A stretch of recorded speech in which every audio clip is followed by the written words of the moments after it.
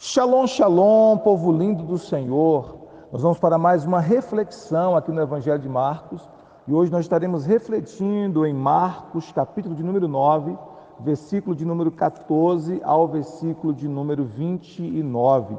Mas antes de compartilharmos a palavra propriamente dita, gostaria de pedir a você que compartilhe essa mensagem para abençoar o máximo de pessoas que você puder. Todas as vezes que você compartilha uma mensagem como esta, você dá a outras pessoas a oportunidade, o privilégio de serem nutridas pela palavra, de serem abençoadas pela palavra, de receber direção de Deus através das Escrituras Sagradas. Então, compartilhe essa mensagem com o máximo de pessoas que você puder. Vamos ao texto sagrado, Marcos, capítulo de número 9, versículo 14 até o versículo 29. O texto sagrado diz assim: Quando eles se aproximaram dos discípulos, viram numerosa multidão ao redor e que os escribas discutiam com eles. E logo toda a multidão, ao ver Jesus, tomada de surpresa, correu para ele e o saudava.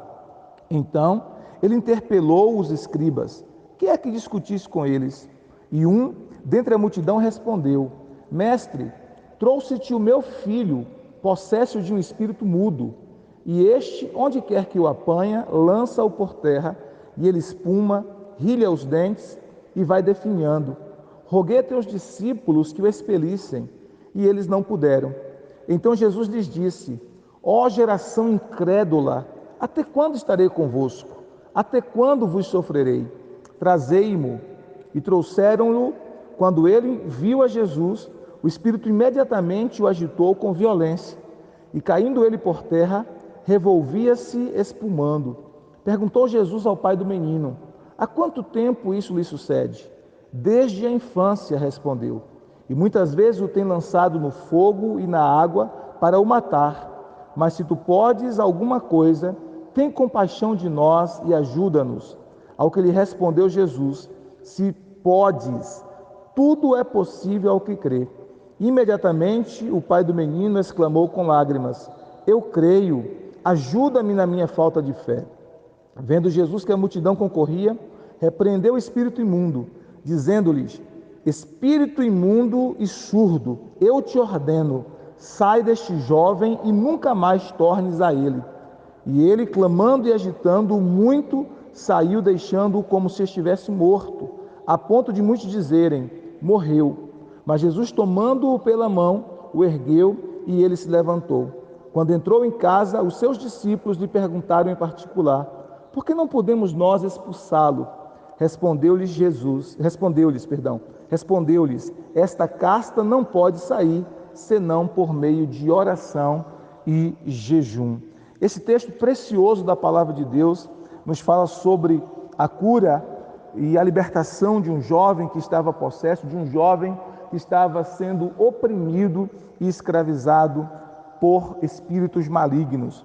O texto diz então que quando Jesus se aproximou dos seus discípulos, ele viu uma grande multidão, uma multidão que estava ao redor dos seus discípulos, e os escribas também que estavam ali discutindo com seus discípulos. E a causa dessa discussão é porque os discípulos de Jesus não conseguiram expulsar esse espírito imundo daquele jovem, não conseguiram libertar aquele jovem daquele espírito que estava trazendo opressão, trazendo escravidão espiritual, trazendo enfermidades para a vida daquele jovem. O texto diz que quando a multidão viu Jesus, ela ficou tomada de surpresa, correu até Jesus e saudava Jesus. A multidão correu até Jesus porque sempre que Jesus chegava, a multidão corria até ele, porque sabia que em Jesus havia uma resposta, havia alento, havia libertação, havia cura, havia amor transbordando de Jesus. O texto então diz no verso 16 que Jesus interpelou, ou seja, perguntou aos escribas: o que vocês estavam discutindo com eles? O que vocês estavam discutindo com os discípulos? E alguém dentre a multidão respondeu o motivo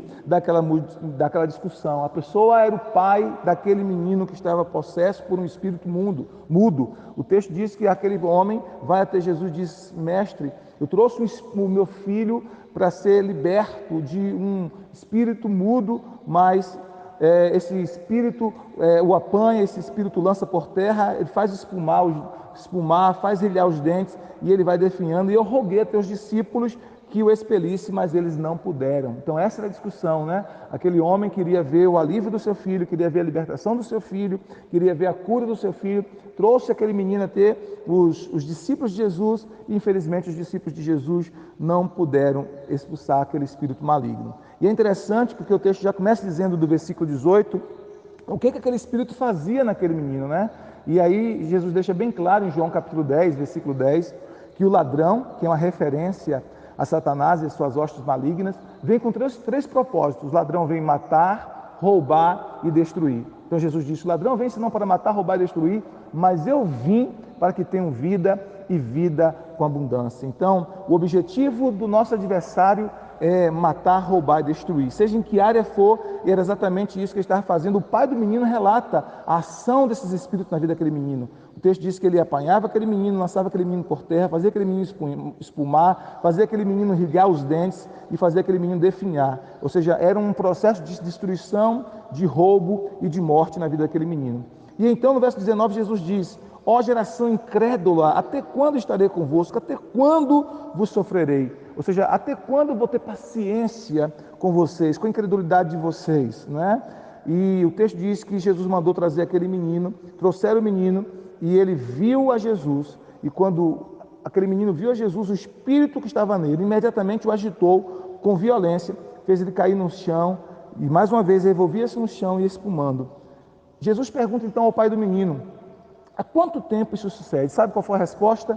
Desde a infância. Isso nos mostra que mesmo crianças podem ser oprimidas por ações de demônios. Existem pessoas que acreditam que as crianças não podem ser oprimidas por ações de demônios, mas elas podem sim. Jesus deixa bem claro aqui nesse texto, quando Jesus pergunta ao pai do menino há quanto tempo aquele menino está possesso daquele espírito, há quanto tempo aquilo lhe acontecia, a resposta do pai foi desde a infância. Então crianças podem ser oprimidas por espíritos malignos e podem até mesmo ser possuídas por espírito maligno. E como é que isso acontece? Geralmente é quando os pais ou os antepassados daquela criança dão algum tipo de legalidade, algum tipo de brecha espiritual ao inimigo para agir na sua descendência, para agir na vida dos seus filhos, quando consagram os seus filhos a entidades malignas, ou quando abrem uma porta por meio de alguma desobediência velada às Escrituras Sagradas, à Palavra de Deus, e aí abrem uma porta, abrem uma brecha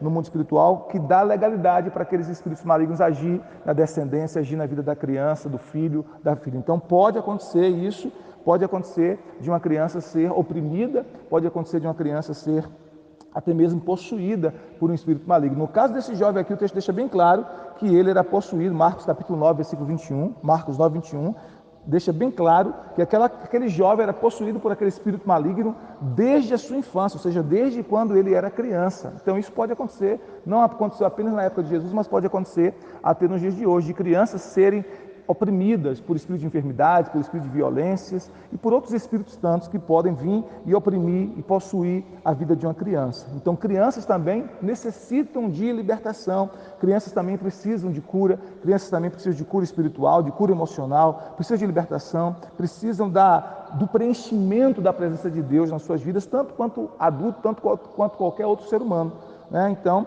as crianças também precisam de libertação, precisam ter um encontro com Jesus.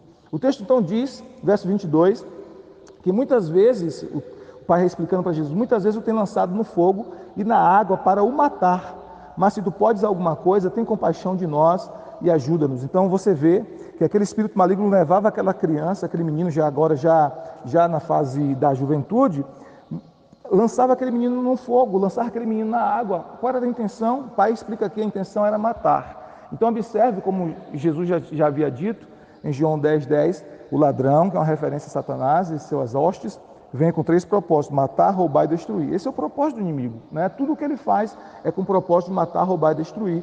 Na vida desse menino ele estava fazendo exatamente isso, lançando aquele menino no fogo, lançando aquele menino na água, com a intenção de matar aquele menino, né? Essa é a intenção. A ação do inimigo é para trazer morte, é para trazer roubo, né? Assalto, é para trazer destruição em qualquer área da vida da pessoa.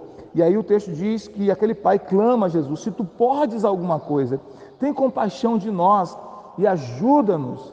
E a resposta de Jesus respondeu no versículo 23, ao que lhe respondeu Jesus, se Se podes, tudo é possível ao que crê.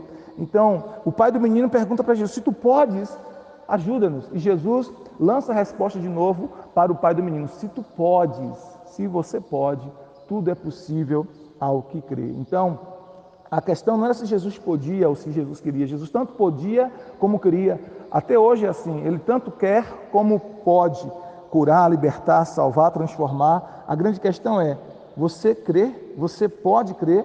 Você crê? Tudo é possível ao que crê. Olha o que Jesus disse: tudo é possível ao que crê. Então, se você crê, você pode receber de Jesus o milagre que você precisa, a cura que você precisa, a libertação que você precisa. Se você crê, Jesus diz: tudo é possível ao que crê. Então o texto diz, no versículo 24, imediatamente o pai do menino exclamou com lágrimas, começou a chorar e dizer: eu creio, Senhor, ajuda-me na minha falta de fé. Então, ao mesmo tempo que ele cria, a sua fé estava de certa forma embrulhada com medo, embrulhada com temor, embrulhada com uma certa dose de dúvidas. Então ele cria, mas ao mesmo tempo o seu coração estava temeroso, e por isso que ele ora dizendo: ajuda-me na minha falta de fé, tem misericórdia, ajuda-me na minha falta de fé, faça com que a minha fé seja mais firme, mais robusta, né, para que eu possa crer realmente, crer de fato e experimentar milagre na vida do meu filho. E é muito interessante porque quando nós temos a oportunidade de meditar na palavra de Deus, de meditar nas Escrituras Sagradas, de ler a palavra, de nos expor a palavra, isso é um presente do céu, porque isso faz com que a nossa fé ela fique mais robusta, ela fique mais forte, ela fica mais forte, mais robusta. Por quê? Porque nós estamos nos alimentando da palavra. A palavra de Deus é alimento para a nossa fé. A Bíblia nos mostra que a fé ela pode enfraquecer, a fé ela pode se fortalecer, ou ela pode permanecer estável. Então, o ideal é que nós possamos ir crescendo de fé em fé. O ideal é que a nossa fé possa crescer e aumentar cada vez mais. Tem pessoas que aumentam a sua fé, tem pessoas que infelizmente enfraquecem na fé e tem pessoas que permanecem no mesmo grau de fé. O que a gente faz para alimentar a nossa fé, para que a nossa fé cresça? A gente precisa ouvir a palavra do Evangelho todos os dias, a gente precisa se alimentar da mensagem de Jesus todos os dias. Quanto mais a gente se alimenta da mensagem de Jesus, de fé, de esperança, se enche o nosso coração. Então você precisa alimentar a sua fé, você precisa fortalecer a sua fé por meio da palavra. A palavra de Deus é alimento para a sua fé. Jesus disse: nem só de pão viverá o homem, mas de toda a palavra que procede da boca de Deus. Então a palavra de Deus é alimento para a sua fé. Se você se alimenta da palavra, você cresce em fé, você é alimentado em fé, você é abençoado e a sua fé vai crescendo. Então, por isso aquele homem pede: ajuda-me na minha falta de fé. E o que vai nos ajudar na nossa falta de fé? A gente pode orar, claro, pedindo a Deus que nos ajude a vencer nossa própria incredulidade, mas uma coisa que vai ajudar muita gente na nossa falta de fé é nos alimentar diariamente da palavra. Quando a gente começa a alimentar-se da palavra, a gente vê esse Deus que, por meio da sua palavra, criou todo o universo, criou todo o cosmos, não é? Todo o universo. Quando a gente vê esse Deus poderoso que fez um garoto, jovenzinho, vencer um gigante de mais de 3 metros de altura, que fez com que o mar vermelho se abrisse, né? Que fez milagres extraordinários, que fez o sol parar, né? Então a gente vai vendo esses milagres no ministério de Jesus, pessoas sendo ressuscitadas, pessoas sendo curadas, pessoas sendo libertas, como no caso desse jovem de espíritos opressores. Então todas essas histórias, todos esses ensinos bíblicos fazem com que a nossa fé cresça e coloca dentro de nós a convicção de que se nós crermos, nós podemos experimentar milagres tão gloriosos, tão tremendos em nossa vida. Deus tem milagre para você hoje, Deus tem cura para você hoje, tem libertação para você e para a sua família hoje, tem salvação para você e para a sua família hoje. Eu e você precisamos crer nessa verdade do Evangelho. Então no versículo 25, o texto diz assim: vendo Jesus que a multidão concorria, repreendeu o espírito imundo. Porque a multidão começava então já está ali junto, né?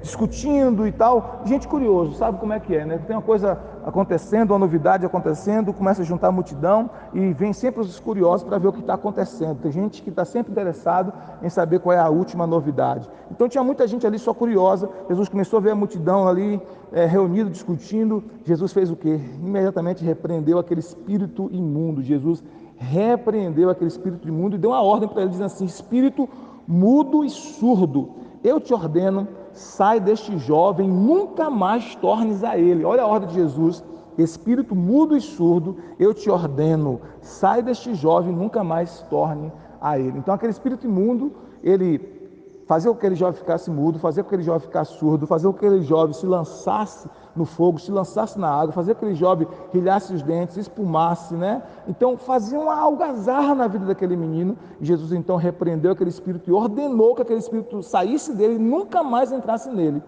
E aí o que aconteceu quando Jesus dá essa ordem? O texto diz, versículo 26, e ele, clamando e agitando muito, saiu. Olha só, aquele espírito saiu, mas antes de sair, ele gritou, ele clamou, ele agitou o menino muito. Para quê? Para assustar as pessoas, né? Porque o diabo, ele começa a alimentar-se do medo. Então ele queria assustar as pessoas. Ele sabia que teria que sair, mas antes ele quis dar um show, digamos assim, né? Para assustar as pessoas. E deixou o menino como se estivesse morto. O menino ficou caído no chão, como se estivesse morto, ao ponto de muitos dizerem que aquele menino havia morrido. Mas Jesus foi lá, tomou-o pela mão e o ergueu e ele se levantou. Isso é muito interessante, porque Jesus toma aquele menino pelas mãos e o coloca de pé e o levanta. É isso que Jesus faz. Jesus pega aqueles que estão caídos e Jesus o toma pelas mãos, os toma pelas mãos e o ergue.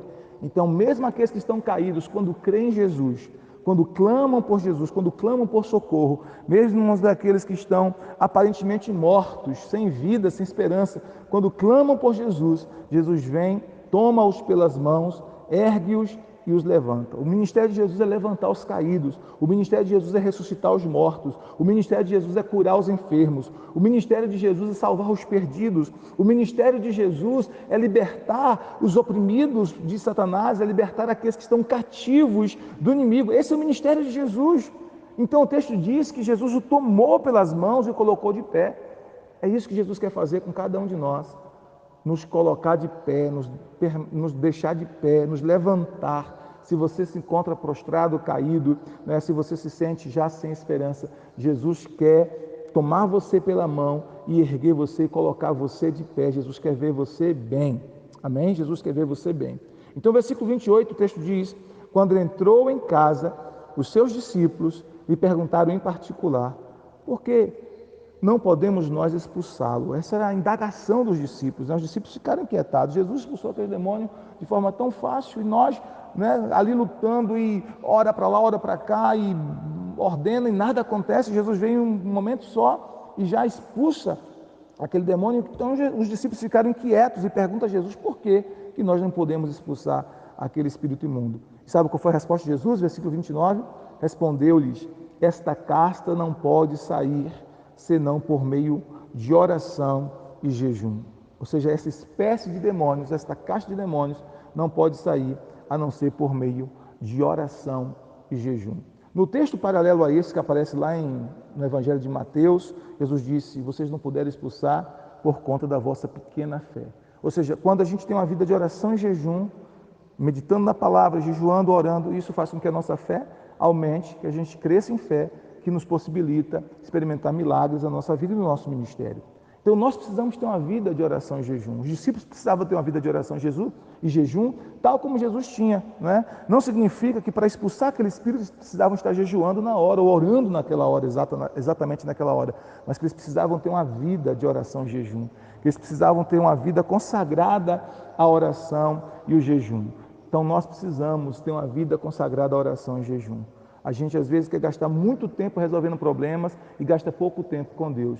Se nós gastássemos mais tempo com Deus, orando e jejuando, nós resolveríamos os problemas com mais facilidade, com mais rapidez. Então a gente gasta mais tempo resolvendo o problema, porque a gente gasta pouco tempo com Deus. Se a gente gastar mais tempo com Deus, a gente vai gastar menos tempo resolvendo problemas. Essa é uma lição para nós. Jesus passou a noite inteira de oração, passava noites orando. Jesus tinha uma vida de oração, acordava cedo para orar. E na hora de expulsar o demônio, ele apenas com o seu ministério, com sua palavra, ele expulsa. Os discípulos que não tinham esse hábito de oração e jejum, ficaram ali lutando, guerreando, brigando com aquele demônio, uma luta, e não conseguiram resolver o problema daquele garoto. Então isso é uma lição para mim e para você, que a gente possa gastar mais tempo na presença de Deus, mais tempo com Jesus. E quando a gente gasta mais tempo com Jesus, o Senhor nos dá discernimento espiritual, nos dá sabedoria, nos dá graça, nos dá força, para que quando a gente saia daquele momento devocional, a gente possa conseguir resolver os problemas que nos afligem com mais rapidez, com mais clareza, sem gastar e sem desprender tanto tempo naquilo, na resolução daquele problema. Então isso é uma lição para nós, que a gente gaste mais tempo na presença de Deus, orando e jejuando. Jesus tem libertação para mim e para a sua família, para mim e para minha família, para você e para a sua família. Jesus tem libertação, tem salvação, tem cura, tem milagres. Hoje é dia de bênção, hoje é dia de milagres sobre a sua vida. Jesus quer fazer coisas grandes em você e através de você. Vamos orar, vamos pedir a Deus que nos abençoe, que guarde as nossas vidas. Pai, eu quero te pedir em nome de Jesus, toma nas tuas mãos esse teu filho, essa tua filha, que esta palavra que foi ministrada nesse instante entre com força em seu coração, sustentando, fortalecendo, animando.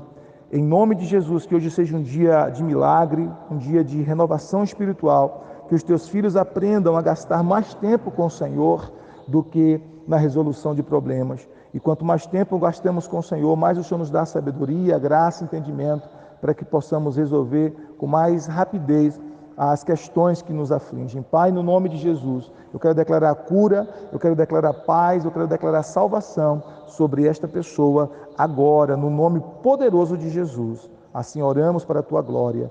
Amém. Deus continue te abençoando, abençoando a tua casa, abençoando a tua família. Compartilhe essa mensagem, seja generoso, abençoe outras pessoas a partir desta palavra. Shalom, shalom, graça e paz.